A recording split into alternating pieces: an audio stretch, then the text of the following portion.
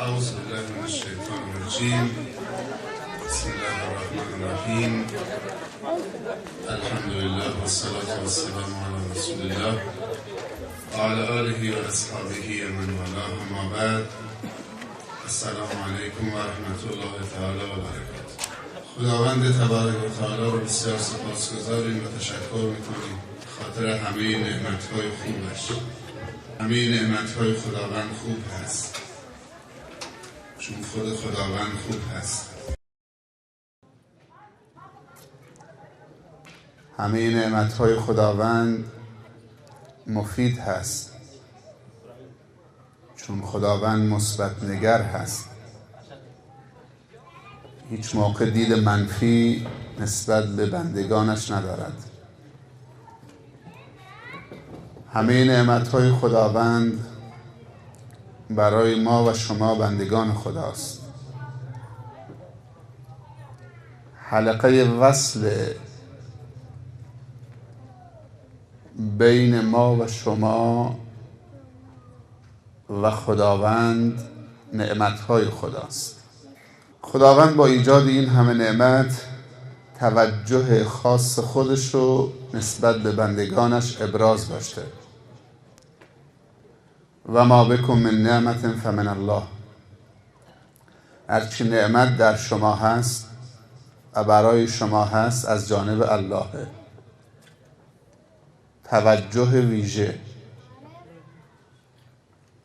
نعمت یعنی توجه ویژه خداوند برای ما و شما. یا به تعبیر دیگر حضور خداوند در زندگی ما و شما. وجود نعمت در زندگی ما و شما یعنی حضور خداوند در زندگی ما و شما. هم نعمت مادی و هم نعمت معنوی. پس در صدد حذف خدا از زندگیمون نباشیم. بی حرمتی به نعمتهای خدا یعنی تلاش کردن برای حذف خدا از زندگی خودمون. و این بسیار کار خطرناکیه. چطوری ما به خداوند توجه بکنیم؟ خداوندی که این همه به ما توجه کرده. ابر و باد و مه و خورشید و فلک در کارن تا تو نانی به کفاری. لازم هست که ما هم با به کار گرفتن نعمتهای خدا در جهت اهداف خلقت نعمتها توجه خودمون را به خداوند متقابلا اعلام بکنیم. هل جزاء الاحسان الا الاحسان.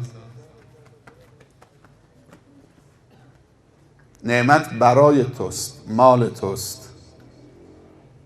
اگر خداوند قصد گرفتن نعمتها رو از ما داشت به ما نمیداد. پس خداوند داده که استفاده بکنیم، اما نداده که پایمال بکنیم. نداده که بعد از چند صباحی بگیم تو هیچ کاره هستید.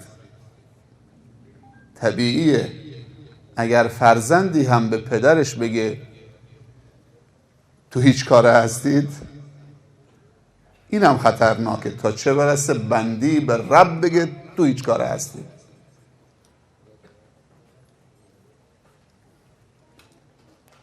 مشهور است که شخصی شکایت پدرش میکرد که مالم ازم گرفته، ممتلکاتم ازم گرفته. گله داشت. پیامبر صلی الله علیه وسلم عصبانی شد، گفت انت و مالک لابیک. تو با مالت مال بابات هست. چقدر به پدر سخت میگذرد که فرزندی رو بزرگ کند که بهش بگوید تو هیچ کاره هستید.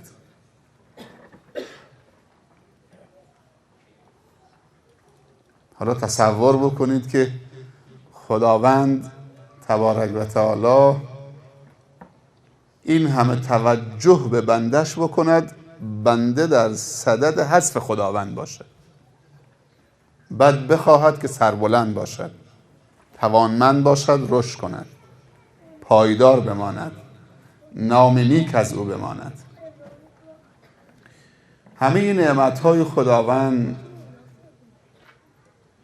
رشد، توان، توسعه، سلامت و سعادت آفرین هست، چون خداوند بندگانش را دوست می‌دارد و کسی که کسی را دوست می‌دارد خواهان رشد و توسعه و پیشرفت دوستش هست. آیا شده کسی رو دوست بدارید خوشحال نشید که ترقی بکند؟ فرزندتو دوست دارید، وقتی معدلش بالا میره به گفته خودمون شارژ میشید. اگر افت کرد معدل تحصیلیش پریشان میشه. هرچی در آموزش بالا بره، در پرورش، در تقوا، در طهارت و پاکی، چون که پدر فرزند رو دوست دارد خوشحال می شود. هرچی شاگرد موفق تر بشود معلم خوشحال تر می شود. البته معلمی که معلم هست، چون معلم حسود هم داریم، نمیتونه ببینه رشد شاگردش که شاگردی از معلمش بالاتر بره. عالم حسود هم داریم، میخواد همیشه خودش تکتاز میدان باشه. عالم تربیت نمیکنه که طلبه هاش از خودش بالاتر برون. خوشحالی اینجاست. تاجر حسود هم داریم، همیشه میخواد که کارگرش کارگر بماند 30 سال، 40 سال، 50 سال. در صورتی تو کارگرها خیلی هستن که استعداد تاجر شدن دارن، میترسه که اگر به کارگرش هنر تجارت یاد داد شاید دیگه رو دستش بزنه، بیزنس دیگه کمرنگ بشه. ولی خداوند این چنین نیست. خداوند دوست واقعی است. الله ولی الذین آمنوا. دوست واقعی. هیچ موقع از رشد بندگانش ناراحت نمی شود، از توسعه پیدا کردن بندگانش، از پیشرفت و ترقی بندگانش، بلکه افتخار می کند که بندگانش عالمند، بندگانش عاقلند. به این قشر از بندگانش بی نهایت افتخار می کند. بندگانش رشیدند از نظر نضج و کمال عقلی، بندگانش حکیمند، بندگانش سخی هستند. هیچ موقع خداوند به بنده جاهل و احمق و کودن و نفهم و بخیل و اصلا افتخار نمی کنه. حتی اگر روز 1000 رکعت هم نماز بخونه بخیل باشه خدا بهش افتخار نمی کنه، چون نماز چیز شخصیه. تا انسان نیت خیر و قدم خیر و حرف خیر نسبت به بندگان خدا نداشته باشد صفت خدایی نمیگیرد، حتی اگر نماز بخونه، و در نظر خدا بزرگ نمی شود. پس نماز خوندن تنها در دل شب برای خودش تنهاست، اما یه حرف یاد بندگان خدا دادن، 1 درهم برای بندگان خدا خرج کردن، 1 کلمه نصیحت به عنوان تذکر هم برای خودش هم برای بندگان خدا، این در نظر خدا خیلی بزرگه. کنتم خیر امت اخرجت للناس تأمرون بالمعروف و تنهون عن المنکر. نگفته شما بهترین امت هستید چون خوب نماز میخونید شخصی.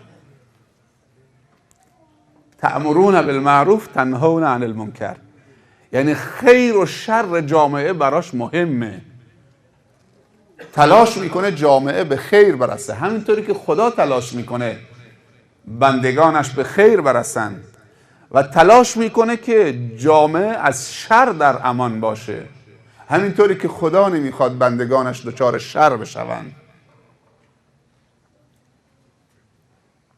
و واقعا خداوند داره هزینه میکنه و چقدر هزینه کرده برای این که دوستی را تحقق ببخشه.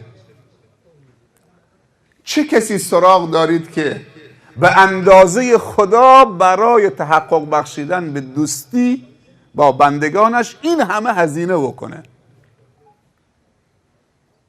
این همه مخلوقات مسخر کرده، این همه امکانات مسخر کرده که بندگانش توسعه پیدا بکنن. حق امضا داده، حق امضا. مگر خلیفه غیر از جانشینه؟ خلیفه یعنی جانشین، کسی که حق امضا داره. پس خداوند علیم، دوست داره که جانشینش هم عالم باشه، به اون افتخار میکنه. در نتیجه نعمت علم قرار داده، به معلم بها داده، نعمت حکمت قرار داده. خیلی از انسان ها هستن حرف بیهوده نمیزنن، حرفاشون همه دره و همه دوراندیشی و عاقبت سنجی است و همه نجاته و رشده و همه تحوله. الله ولی الذین آمنوا. در دوستی خدا شک نکنید.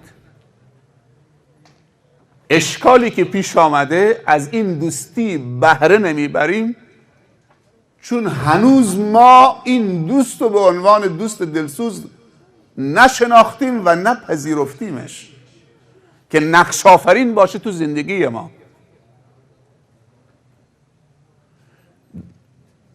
اون اندازه که خدا به ما بها داده بین سایر مخلوقات، حتی من و توی مسلمان به خدا بها ندادیم. جایگاه خداوند رو در زندگی خود و خانوادگی خود کمرنگ کردیم. برعکسش مسلمان ها امروز اون اندازه به ابلیس بها دادن بی حد و وصف تا مل اختیار زندگیشون شده. میگه برعکس میرقصه، میگه شراب بخور میخوره، میگه ظلم کن میکنه، میگه سیگار روشن کن میکنه، میگه دود مصرف کن میکنه، میگه حسود باش میشه، میگه بخیل باش میشه، میگه فتان باش میشه، میگه نمام باش میشه. و در نظر بندگان خدا اخ و به کرده و به و اخ کرده. در نتیجه بها از زندگی ما رفته.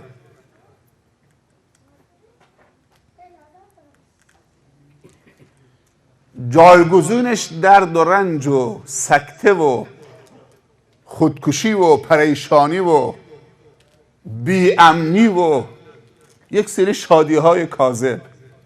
طرف فکر میکنه سرمایه دار دنیاست، خیلی موفقه. اگر تاجر باشی خیر نباشید تو سرمایه دار نیستید. شاید تو دنیا سرمایه دار باشید بهش بگن فلانی سرمایه داره، اما تو 60 سال سرمایه دارید. اما اگر تاجر باشی و خیرم باشید تو بی‌نهایت سرمایه دارید. هم تو دنیا سرمایه دارید و هم تو آخرت سرمایه دارید. چه بسا تجاری که در دنیا هم سرمایه دار نیستن چون شراب و زنا و فحشا و ظلم و تکبر و مواد مخدر و دود و اینها تو سرمایه هاشون رخنه کرده دوستان ناباب، و در چشم به هم زدن سرمایه رو ازش میگیرن. کسی که میتونست هم سرمایه دار دنیا باشه، هم سرمایه دار آخرت، هم دنیای خودش و هم نوعان خودش رو آباد بکنه، متحول بکنه، دگرگون بکنه و بندگان خدا رو در آخرت هم خوشبخت بکنه، شما فکر میکنید فقط پیامبران میتونستن دنیای بندگان خدا رو آباد بکنن و آخرتشون رو آباد بکنن؟ اینطوری نیست. خداوند این توان رو به تک تک ما داده. این مکتب خانه‌ای که میبینید یکی از بندگان خدا درست کرده که میخواد دنیای بندگان خدا آباد باشه، آخرت بندگان خدا هم آباد باشه با پولش.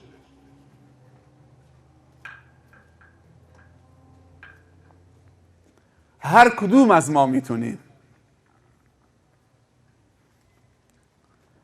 همه نعمتهای خداوند، رشد، توان، توسعه، سلامت و سعادت آفرینه، این دید نسبت به نعمتهای خدا داشته باشیم. حالا اگر در زندگی ما غیر از این رخ میده با وجود تراکم نعمتها و این همه نعمت، حتما در تعامل ما با نعمتهای خدا اشکال فنی وجود داره. یکی از نعمتهای خدا علمه، یکی از نعمتهای کامل خدا معلمه، قرآنه، اسلام، دینه. الیوم اکملت لکم دینکم و اتممت علیکم نعمتی. خوب دقت بکنید، خداوند دین رو به عنوان نعمت کامل معرفی کرده. پس وقتی که میخوای به طرف دین برید، این یقین داشته باش که به طرف نعمتی که از جانب خدا کامل شده، هیچ نقصی درش نیست، داری میرید. و در تماس تو با این نعمت کامل و تعامل تو با این نعمت کامل و احترامی که برای این نعمت کامل قائل میشید، تو هم به کمال میرسید. الیوم اکملت لکم دینکم و اتممت علیکم نعمتی و رضیت لکم الاسلام دینا. دیگه چیزی که من گفتم نعمته عوضش نکنید.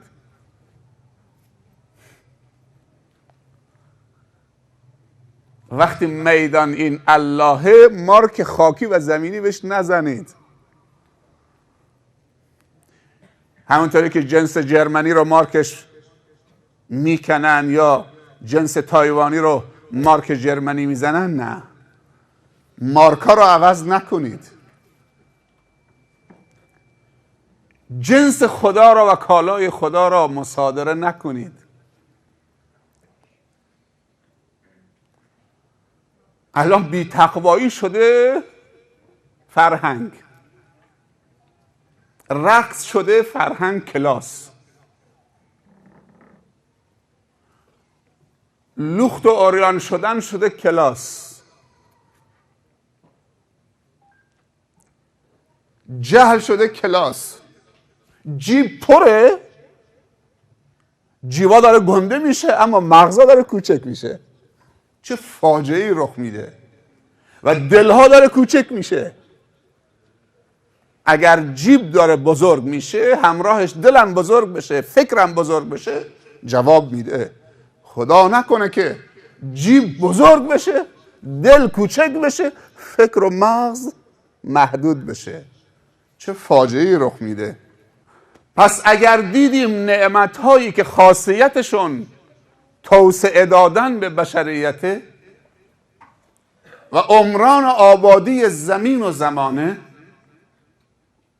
با وجود این همه نعمت‌ها رشد و توسعه و پیشرفت و ترقی در زندگی ما نمی آید، حتما یک اشکال فنی در رفتار ما و تعامل ما و نیت ما و استفاده ما از نعمت‌ها وجود داره. تجدید نظر بکنیم چه اشکالی وجود داره. که این همه نعمتهای خدا سبب رشد جامعه ما نمی شود.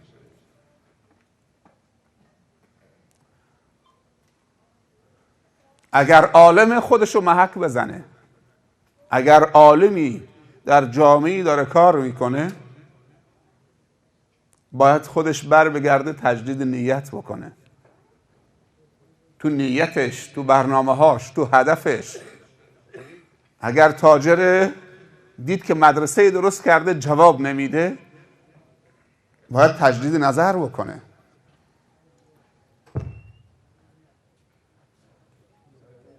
انا لله و انا الیه راجعون. چیز خاصی رخ نداده. فکر بکنید که برگشتیم 50-100 سال پیش برق نبود. من جلوتر بیام؟ صدای من میشنوید؟ جزاکم الله خیر. حالا اگر عروسی غیر اسلامی بود، باور بکنی همه سوت میزدن، جیغ میزدن. برق بیاد نیاد خدا که هست، دینم که هست، صحبت هم میشه. پس نعمتهای خداوند خاصیتش توسعه هست. با این دید به نعمتهای خدا نگاه بکنیم. همه نعمتهای خداوند شکر میطلبد. این مطلب پنجم. دوباره برگشتیم و فرهنگ تشکر. من همه جا این حرفا رو تکرار میکنم. این 5 تا مطلب. همه نعمتهای خدا خوب هست. نگید دنیا ملعونه. باور کن بعضی موقع میشنوید دنیا ملعونه. طرف فکر میکنه که اگر میخواد دیندار باشه باید دست از دنیا بتکونه. این دیندار خوبیه. اگر این فرهنگ جا بیفته که هر کسی میخواد متدین باشه باید کاری به دنیا نداشته باشه، خیلی بده. غیر متدینین بر دنیای ما مسلط میشن و روزی ما رو مسموم میکنن. اگر مؤمنی بگه من دنیا نمیخوام، کاری به دنیا ندارم، کافر میاد مسلط بر دنیا میشه، باید التماسش بکنه یه نان جو بده، یه قرص نان بده، یه گونه آرد بده، یه گونه برنج بده. ما باید از این دنیا تقوا و ایمان تولید بکنیم، دیدمون رو عوض کنیم.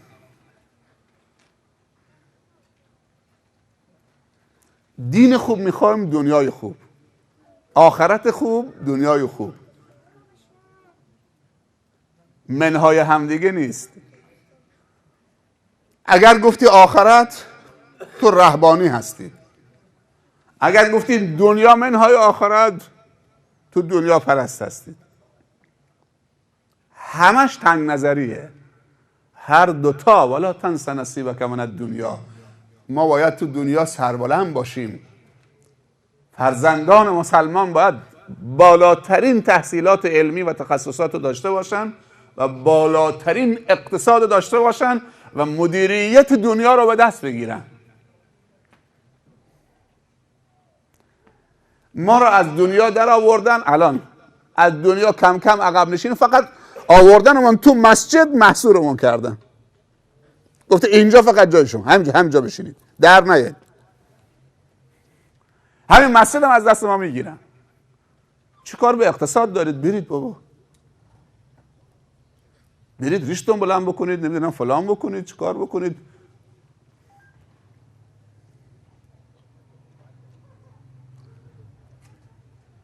پس همه نعمتهای خدا خوبه.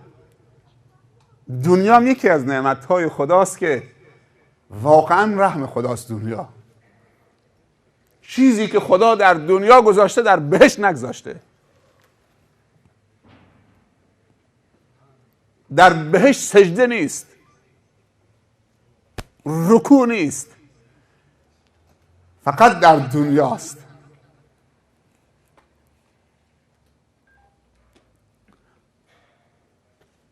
و در حدیثی خداوند میفرمایند نزدیکترین مکانی که از اون دیگه بنده به من نزدیکتر نمیشه در سجدگاهشه.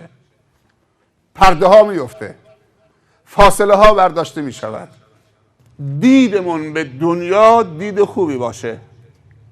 حدیثی هست که پیامبر صلی الله علیه و سلم میفرمایند دنیا رو ما با نیت هامون گندیده میکنیم. دنیا، بندگان خدا با نیت های منفی نسبت به دنیا رو بدبو و عفن میکنن.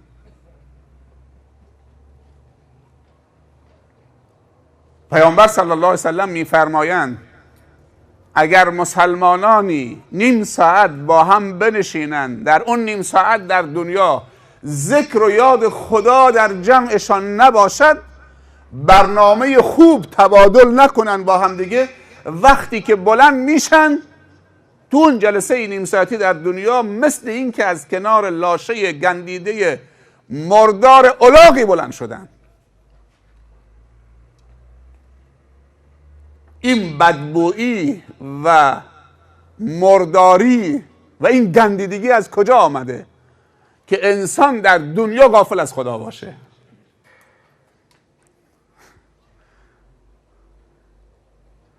اما اگر غافل نباشیم،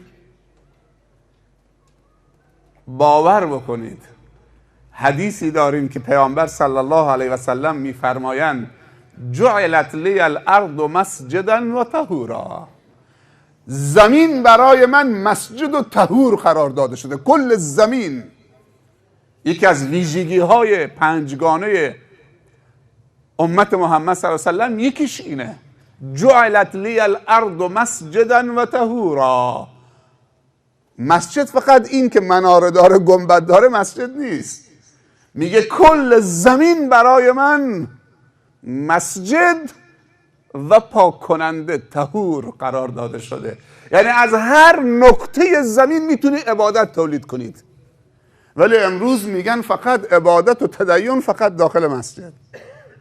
نماز در مسجد خوانده میشه اما برای بیرون از مسجده. طرف میگه اتق الله فی المسجد، بس از پله مسجد که رفت پایین دیگه اتق الله نیست. مسجد جای خاصیه برای تقوا.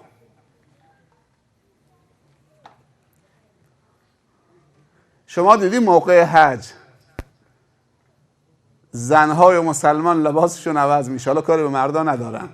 بعضی زنها سوال میکنن جناب شیخ برای حجمون باید لباس سفید بدوزیم، لباس سبز بدوزیم، میخوام بریم عمره حج. لباس زن مسلمان در حج و غیر از حج همون لباسه، هیچ فرقی نمیکنه. لباس مرد فقط 2 تا لنگه، ازار و ردا. ولی لباس زن مسلمان در غیر حج و حج یکیه، یک وصف داره. حج لباس زن مسلمان رو عوض نمیکنه، ولی ما داریم عوض میکنیم. برای عروسی و لباس خاص. حج که میخواد بره دیگه فرشته میشید. از حج که برمیگرده دعوت عروسیه، اونجا دیگه اگر اون لباس بپوشه ازش مسخره میکنن، کلاسش میاد پایین. چطوری این لباس تو مسجد الحرام کلاس داشت، تو عروسی فلان بنده خدا کلاس نداره؟ خیلی عجیبه. در خانه خدا کلاس داره، در خانه بنده خدا کلاس نداره این لباس که تو درش میارید. الله کلاس داره یا بنده خدا کلاس داره؟ اگر کلاسی هم گیرش آمده از برکت خداست. اگر حرمتی پیدا کرده چون که میگن فلانی بنده خداست.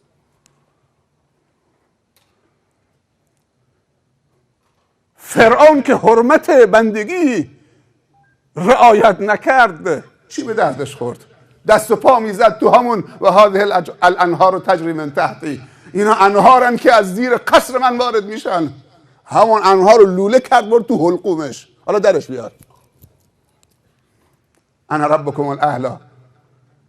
تا زمانی که ما میگیم الله رب ماست، ما کلاس داریم، ما امنیت داریم، ما مسئولیت داریم، ما پیشرفت و ترقی داریم. وقتی خودمون گفتیم انا ربکم الاعلی، خودتو جای خدا جا زدید.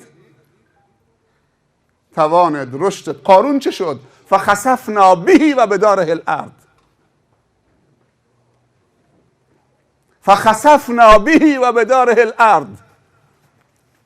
چند نمونه عذاب داریم. خسف با سین، قذف، صاعقه. ملت هایی با خسف از بین رفتن، یعنی زمین باز شده، بلعیده شدن، زمین به هم آمده. تا روز امروز هم وجود داره.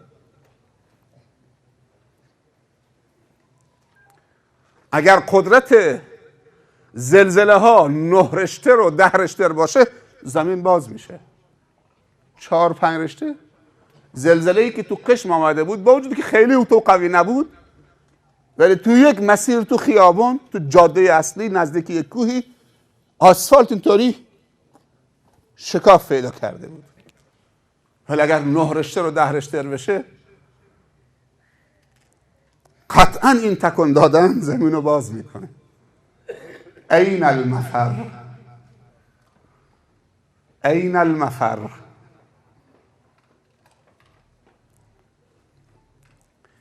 فقط در فکر دوستی با خدا باشیم، در فکر دشمنی با خدا نباشیم. آدم با کسی دشمنی میکنه که فکر میکنه سر پوستش میشه، به گفته خودمون.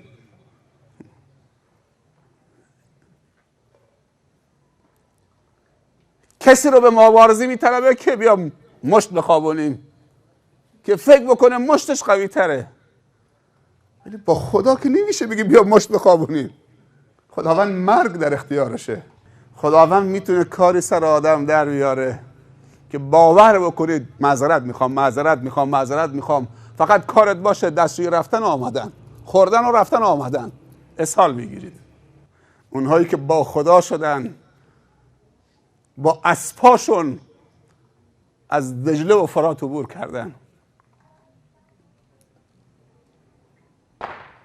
اقیانوس ها رو شنا کردن. حسبنا الله نعم الوکیل، نعم المولا و نعم النصیر و من یتوکل علی الله فهو حسبه. این مراسم چه مناسبت زیباییه در تعطیلات نوروزی که هر کسی داره میرقصه و پایکوبی و همه چی تعطیل، نماز تعطیل، علم تعطیل، جلسه خوب تعطیل، نماز جمعه تعطیل، تو کوه خیمه زدن. امسال خب خیلی بهار نیست، ولی سالهایی که بهار بود مردم رفته بودن تو صحرا خیمه زدن، یکی گیتار دستشه، یکی ارگ دستشه، یکی نمیدونم سنتور دستشه، یکی عود دستشه، یکی جفتی دستشه، هر کدوم هم چه یه دوربین رو کولشه از گیتار زدن اون. نه نماز جمعه، همه چی تعطیل.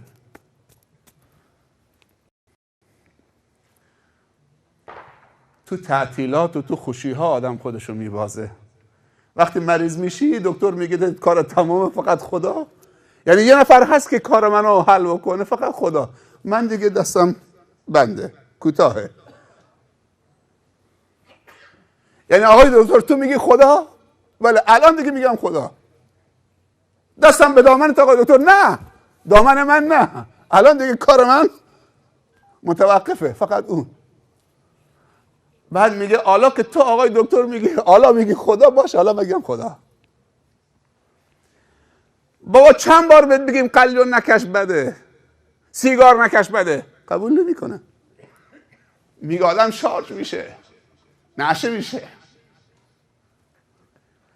میره دکتر بهش میگه که میمیره، اگه یک نخ سیگار دیگه بکشی، یه پک به قلیون بزنی میمیری. آقا دکتر یعنی میمیرم؟ باشه حالا که آقا دکتر میگه میمیری دیگه نمیکشم. خدا بهش گفت که نکش، میگه نه خدا. چقدر خدا، یعنی وقتی فکر میکنیم کمرنگ شده تو زندگی ما. باور بکنید طرف سرطان خون داشته، الان راننده تانکره، 10-12 ساله. دکتر بهش گفت سرطان داری، گفت سرطان چیه؟ انا لله و انا الیه راجعون. روحی من بالای سرطانه که من دست رو قلبم بذارم که دکتر گفت سرطان داری یعنی میمیری، قبل از این که بمیرم سرطان منو بکشه سکته بکنم. نمیدونم داستانش بهتون گفتم یا نه. میگه من سرطان رو با 2 چیز درمان کردم. این طرف زنده است. کل خانوادهشون هستن چه یک مجموعه با برکتی هستن که برای دین خدا دارن تلاش میکنن و برای نصرت بندگان خدا. بضاعت هم ندارن. بچه هاش تو خونه نشستن دارن نوار سخنرانی علما رو تکثیر میکنن. زن و مرد دارن توزیع میکنن تو روستاها. شاید از شکمشون زدن یه دستگاه تکثیر خریدن. عیالوار رفت دکتر بهش گفت سرطان داری. گفت انا لله. میگم سرطان داری؟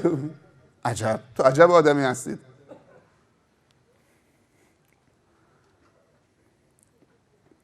خودش زندگیشو تعریف میکنه. میگه من سرطانو با 3 چیز معالجه کردم. یکی کار خدا، شکر خدا، انا لله و انا الیه راجعون. تو اولین لحظه‌ای که دکتر به من خبر داد، نگذاشتم که خبر دکتر تیری سهم‌آلود به سینم و روحیم و ارادم و توکلم به خدا باشه. انا لله و انا الیه راجعون. دوم میگه شیمی درمانی کردم سرطان، نه با آمپول زیر پوست، نه با برق، با روزه پنجشنبه و دوشنبه. با روزه شیمی درمانی کردم خودمو. و سوم با نیش زنبور عسل. معذرت میخوام. میگه لباسم در آوردم فقط هاف. رفتم اونجایی که کندو بود، دست زدم، آمد تو بدنم. اونقدر دست زدم که هر چی زنبوره کل بدنم بپوشونه و تا میتونن نیش بزنن. میگه وقتی شروع کردن کافی نیست 4 تا زنبور تو رو نیش بزنه. میگه وقتی شروع کردن یک کمی سرگیچه بهم راه پیدا کرد، دست داد. بعد خوب که دیگه خسته شدن از نیش زدن، خودمو تکون دادم رفتم. خانم شربتی آبقندی اینا آماده کرد. دیدم که سرگیجه دارم، استراحت کردم. بعد چیزایی نوشیدم، یه دوش گرفتم. اول سرگیچه بهم دست داد، بعد دیدم کم کم دارم سرحال میشم. بعد دیدم که نه، راستی داره بدنم رو فرم میاد. گفتم یه آزمایش دیگه بکنم. 7-10 تا از دوستای صمیمی که من توشون از همه پیرتر بودم، گفتیم بریم صحرا مسابقه 2.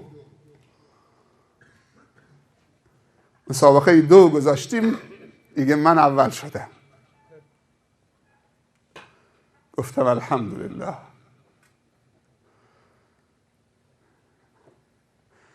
و این 3 تا دارو رو برای هر کسی که سرطان داره تجویز میکنه این آقا به عنوان یک طبیب. الان انا لله الصبر عند الصدمة الاولی. وقتی که خبر ناگواری به دادن در جا صبر، چه درباره خودت سرطان دارید، فلان دارید.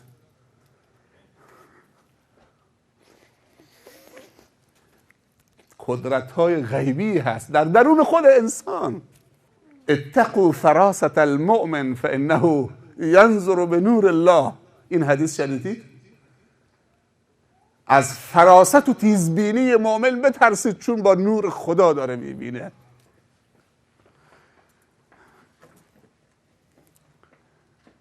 انسان به جایی میرسه در عبادت و تقوا و تدین و توحید و ایمان و متواضع بودن در مقابل خداوند که خداوند میگه دیگه الان من با این بندم یکی شدم. چشمش که میبینه با چشم من میبینه، گوشش که میشنوه با گوش من، اصلا دستش من شدم، جلو به شرکت میکنم، پشت سرش، از همه طرف احاطه کردم این بنده رو. واقعا قدرت های غیبی وجود داره. منظورم از قدرت های غیبی جن نیست که طرف با جن ارتباط برقرار بکنه. یه روز تو انجمن خیریه سرو نشسته بودم، یکی از بچه ها گفت که 2 خانم با شما کار دارن. گفتم بفرما. وقتی آمدن چشماشون اینطوری بود. منظورم خوشگلی نیست، چشم گاوی نه، منظورم که چشماشون در آمده بود، سرخ ورم کرده بود. اعوذ بالله. خب نشستن، خیلی صداشون ضعیف بود. بفرمایید خواهرم، امری داشتید؟ چند بار آمدیم شما نبودید، حالا که هستم در خدمتتون هستم. گفت که ما چند مدتی که میگفتیم که اگر بشه ما با جن ارتباط برقرار بکنیم، با جن صحبت بکنیم، فلان بکنیم. یه جستی میخواستم بگیرن، جن رو ببینیم، جن بیاد ازش استفاده بکنیم، فلان بکنیم. حالا جن آمده.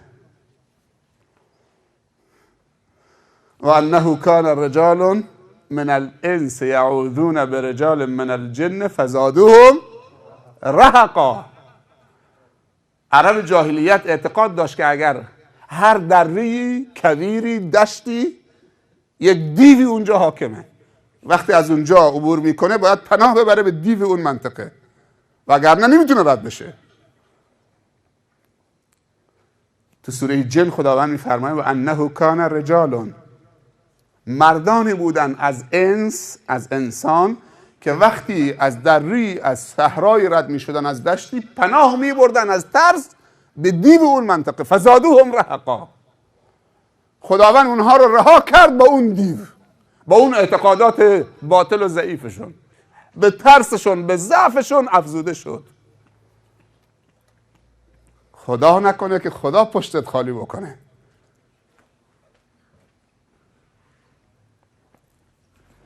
گفتن حالا جن آمده، حالا میترسیم. این حرفشون بودا. حالا میترسیم. تو حنجرم احساس میکنم که حتی صحبت هم داره، یک کسی دیگه داره صحبت میکنم. شبا آروم ندارم، احساس وحشت، رعب دارم میکنم، احساس خطر، ناامنی دارم میکنم. ولی اول فکر میکردم قدرته. آیا راهی هست که نجات پیدا بکنی؟ دچار افسردگی شده بودن، پژمرده شده بودن، مثل که آبشون بگیره. یه دستمالی که اینطوری میخوای با جن قوی بشی. و من یتق الله یجعل له مخرجا و من یتوکل علی الله فهو حسبه. حسبنا الله نعم الوکیل. بعضی هم میخوان با مخبری قوی بشن، جاسوسی مردم بکنن، مخبری مردم بکنن. دلش خوشه، قدرته. کسی که خدا داره نمیخواد با خدا تقویت بشه، میخواد با یه مخبری تقویت بشه. فاتحه خودش و مخبرش خونده شده. فکر میکنه 2 روز گوش مردم بگیره، ببره تو سوراخ بزنه، خلاص فلان مأمور رفیقشه. کاری بکنیم که بگن جبرائیل یک طرفشه، میکائیل یک طرفشه.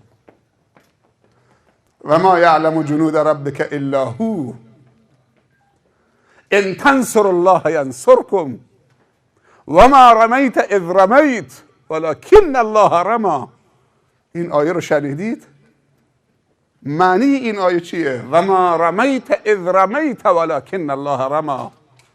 در جنگ بدر خداوند به پیامبرش میگه صلی الله علیه و سلم ای پیامبر، اون تیر پیروزی که تو پرت کردی، تو پرت نکردی، من پرت کردم. اون تیر پیروزی که دشمن رو شکست داد، تو پرت کردی، تو پرت نکردی. ولکن الله رمی، من پرت کردم. این معنی لفظیشه. مفسرین چی میگن؟ میگن این آیه چه پیامی داره؟ پیامش اینه، خوب دقت بکنید، هم نشسته و هم ایستاده، هم بزرگ و هم کوچک، هم فقیر و هم تاجر، زن و مرد، دختر و پسر، همه میتونن چه؟ زیر این آیه داخل بشن. همین یک آیه کافی مونه. علما میگن که هر کسی اول صبح نیت خدایی بکنه، نیتش خالص خدایی باشه و قصد خیر خدایی به خاطر رضای خدا برای بندگان خدا بکنه و حرف خیر بزنه و قدم خیر برداره برای بندگان خدا، خداوند اونو انتخاب میکنه به عنوان کانالی که نصرتشو از کانال او عبور میده، به بندگانش میرساند. از این بهتر؟ یه بار دیگه میگم، علما و مفسرین میگن هر وقتی اول صبح نماز صبحت خوندی، نیت خدایی کردی بعد از که من به خاطر خدا و رضای خدا باید قدم خیری برای بندگان خدا بردارم، لا محاله، و قدم بردارید به اندازه وسعت. مفسرین میگن که خداوند این صاحب نیت خدایی رو کانالی میزنه که نصرتش، توفیقش، هدایتش، خدماتی که میخواد به بندگان برسانه از کانال او عبور میده. یعنی شما میشی کانالی برای عبور خوبی ها به بندگان از جانب خدا. هر وقتی این نیت تجدید کردید تا آخر عمرت باید باشه، تو تا آخر عمر کانالی هستید برای عبور پیروزی ها، عبور خوبی ها، عبور نصرت های خدا، عبور توفیقات خدا، عبور هدایت ها به بندگان خدا. حالا خوبه که این کانال باشیم. اگر این نشدی چه میشید؟ باید کانالی باشی برای ابلیس که مواد مخدر از کانال تو عبور بده، بندگان خدا رو معتاد بکنه. یا جفتی بزنی که زنا رو برقصونید. کدوم کانال خوبه؟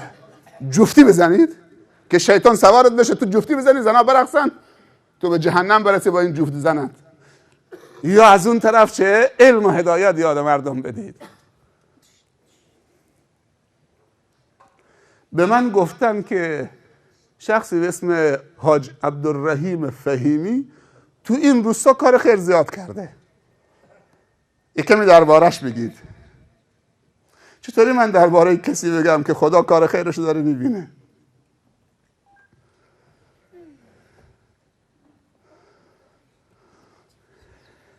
خداوند امثال اینهایی که کار خیر میکنن زیاد بکنه. من به جایی که تعریفش بکنم یه دعای خیر براش میکنم بهترشه. شما هم تعریف ما مکنید. نمیگی شیخ الاسلام فلان و قطب فلان و، بلکه بگی خدایا حفظشون بکن، توفیقشون بده، هدایتشون بکن، توفیق خدمتگزاری به خلق خدا بهشون بده. این دعاها برای ما بکنید، از این که شیخ الاسلام و رهبر فلان و نمیدونه. بعضی موقع آدم احساس میکنه بزرگ شده، واقعا همونجا به زمین میخوره.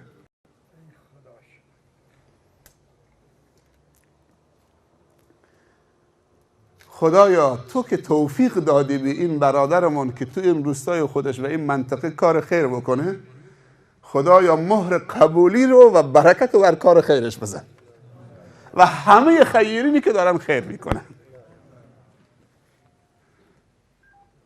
و توشی برای راه آخرتش. یوم لا ینفع مال ولا بنون الا من اتى الله بقلب سلیم. توشی در اون روز براش قرار بده و برای همه خیرین و زحمتکشان به اسلام و مسلمین. بگید آمین. و در همه کارها خاتم خیرشون بگردان. فکر میکنم این نیازش بیشتر باشه. دست به دست هم بدهیم،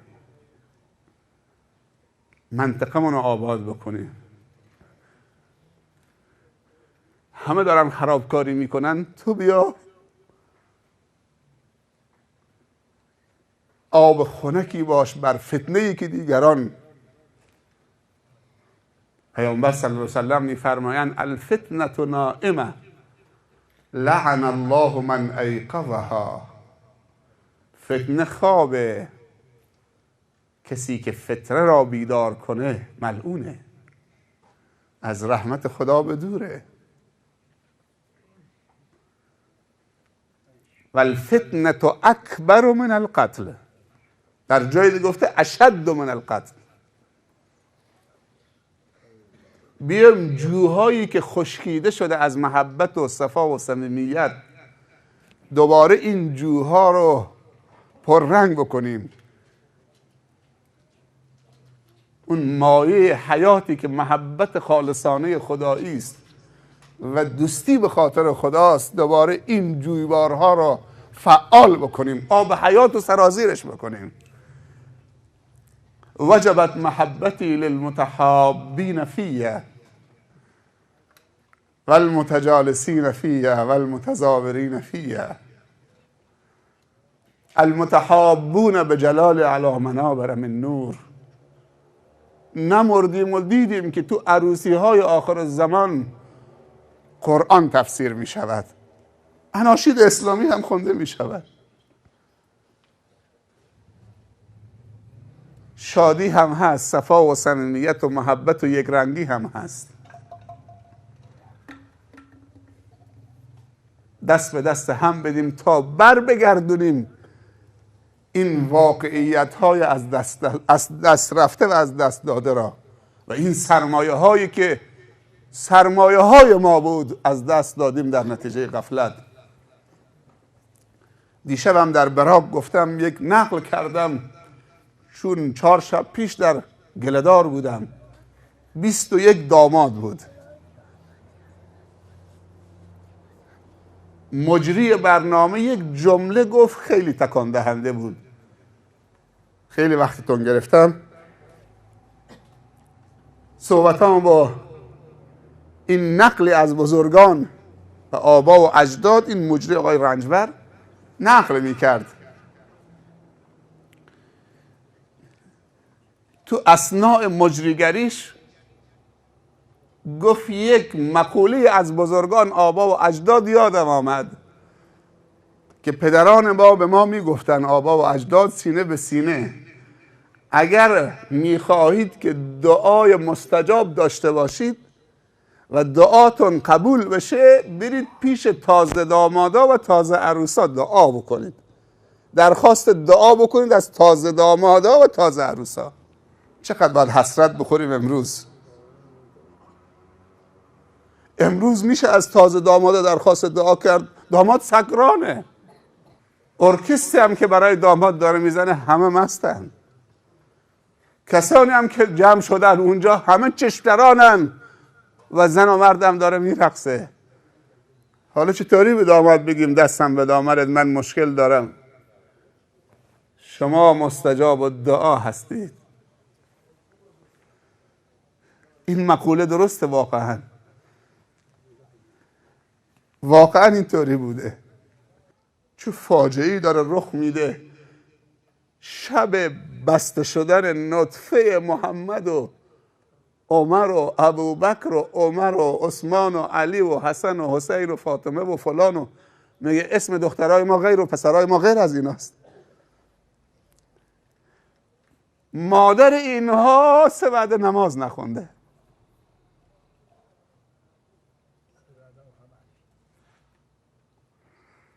پدرشون هم مسموم بوده. در حدیثی وارد شده که خداوند جل جلاله گفته که بر من واجبه که 3 نفر رو نصرت بکنم، از 3 نفر حمایت بکنم. مجاهدی که اسلحه گرفته فقط برای رضای من و نصرت دین و بندگان من داره جهاد میکنه، نه برای شهرت و غنیمت و پست و مقام، فقط خدایی داره جهاد میکنه. این مجاهد بر من واجبه که نصرتش بکنم و نصرتش میکنم. ان تنصر الله ینصرکم ثبت اقدامکم. 2 جوانی که رو به ازدواج می آورد به قصد حفاظت بر عفت و پاکدامنیش به خاطر من، که امر منو به جا بیاره که عفتشو حفظ بکنه. و شرم و حیاش رو حفظ بکنه و یک خواهری رو با این ازدواج دوباره حفظ بکنه. گفته اینم حمایت ازش میکنم، واجبه بر من که نصرتش بکنم. اگر فقیر باشه از فضل خودم غنیش میکنم، نیاز به فضل بندگانم ندارم. این مال منه. بخونم براتون آیه قرآن. اعوذ بالله من الشیطان الرجیم. ان یکونوا فقراء یغنهم الله من فضله. اگر فقیر بودن من از فضل خودم غنیشون میکنم. دامادی جوانی که به قصد عفت میره ازدواج میکنه، خداوند وقتی گفته بر من واجبه که نصرتش بکنم، یعنی من و تو ازش درخواست دعا بکنیم. امروز به ما میخندن، بریم پیش یک پیرمرد 80 ساله که دیگه نه شهوتی نه چیزی هیچی نداره، دلش هم تکون نمیخوره، بگیم برای ما دعا بکنه. یا امام مسجده یا ملاست یا سیده. کسی به ذهنش میرسه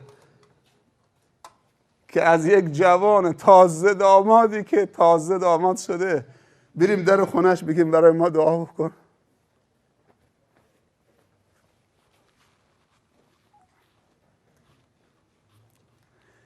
چی رو از ما گرفتن، چی به ما دادن و به دامادای ما دادن. تو عروسی ها فقط فرقه و مشروبات و دود و اسراف و چشمچرانی و بی‌تقوایی و به رخ کشیدن مال و منالت و مال و پول به هوا ریختن و چی از ما گرفتن، چی به ما دادن. بیاید با همدیگه بر بگردونیم. 21 داماد تو گله‌دار مثل دسته گل، فیلمشون همراه ما هست ولی پروژکتور نیست اینجا، تو دوربین ما هست. دو طرف مجلس از تو یک کانون فرهنگی اون طرف بود، همه با هم هر 21 راه باز کردن، با صلوات می آمدن جلو مثل دسته گل. 10 نفر این طرف نشستن، 11 نفر هم این طرف. امشب هم داماد این جلسه همین کار کرده برای من 2 ماه. من فکر میکنم اولین باره که تو هرمود دارم میام. تو براک هم اولین بار بود، دیشب رفتم. خدا به شما جزای خیر بده. ابراهیم دیگه، عبدالکریم استادی اسماعیلی قاطی کرد. مهم نیست، عبدالله. واقعا امشب خیلی لطف در حق خودمون کردن. همین جوان باور کن چه خدمتی به خودمون کردن. گفت شما با خیال راحت بیاید تو عروسی من، ایمانتون از دست نمیره. من تعهد میدم که لطمه‌ای به ایمانتون نخوره. شرفتون، آبروتون، اولادتون، خشم خدا بر اونها واجب نشه. و ما با اطمینان خاطر آمدیم و همینطور هم شد. فکر میکنم فردا شب یا پس فردا شب 3 تا داماد تو هنگو، اونم 3 تا داماد برای اولین بار با هم جمع میشن. و 8 فروردین 20 تا داماد تو گروک، بندر سیریک، 20 تا داماد. منطقه سهراباغ هم یادتون میاد چند سال پیش تو زربون 6 تا داماد بود. تو گله‌دار نزدیک 5000 نفر آدم آمده بود. از بخشدارش گرفته 4 ساعت نشستن. 5 ساعت. بخشدارشو، شهردارشو، شوراشو، همه. امام جمعه شیعه و سنی، برادران شیعه و سنی همه دور هم نشسته بودن. 5000 نفر آدم کم، جمع کمی نیست. واقعا یک همایش ارزشی و دوست داشتنی بود. خیلی ها گریه کردن، بعد از جلسه همدیگر رو تو آغوش گرفتن. اونم آغاز سال جدید 87 با استغفار و دعای خیر و توبه و سال قدیم و پشت سر گذاشتن. و سال جدید رو تحویل گرفتن و اونم بعد از فراز و نشیب سیاسی انتخاباتی که یه عده به اون رای میدن، یه عده به اون، شاید خدای نکرده، ولی اونجا دیگه همه تخلیه شدن. چقدر ما نیاز به این جلسات داریم. این منطقی انشالله کار بکنن رو عروسی های جمعی، برای ما هم راحت تره. یک شب میریم برای 42 طایفه، ولی هر شب که نمیشه برای یک داماد حرکت کرد. انسان وقتی 13 ساعت راه میره و برمیگرده، حداقل 20 داماد باشه. این کار بزرگان و شورا و امام جمعه و خیرین و متنفذین در جامعه، اونایی که حرفشون خریدار داره، تلاش بکنن که این فرهنگ عروسی جمعی بین طایفه ها محبت و الفت بیاد. جزاکم الله خیرا. خداوند به شما توفیق بده و سرمایه های ازدواج که رضای خدا و نصرت خدا و عفت و پاکدامنی و اولاد سالم و صالح و مصلح اجتماعی، همه این برکت ها و توسعه در رزق و روزیت و در خانوادت و در تمامی شؤونات زندگیت انشاءالله ملموس باشد. بگید آمین. همه کسانی که به نحوی سبب این مراسم شدن، خداوند همه اونها رو به هدایت کامل برساند و در همه امورات زندگی خاتمه به خیر بگرداند. همه این جمع حضاری که در حقیقت تشکیل دهنده این جلسه بودند، خداوند آرزوهای خوبشان را برآورده کند و اگر مشکلی در زندگی هست که زندگیشون رو تلخ کرده، خداوند به برکت این جلسه و این جمع مبارک و این شب مبارک و این مراسم خدایی و ربانی مشکلاتشان را آسان و حل بفرماید و در همه امورات زندگی خاتمه به خیر بشوند، خودشون و فرزندانشون و خانواده محترمشون و تمامی متعلقین و متعلقاتشون. التماس دعای خیرم از همه شما عزیزان و سروران دارم.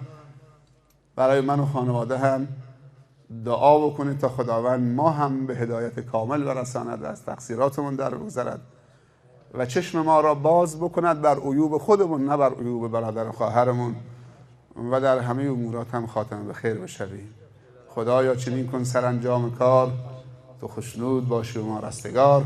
ربنا ظلمنا انفسنا و ان لم تغفر لنا و ترحمنا لنكونن من الخاسرین.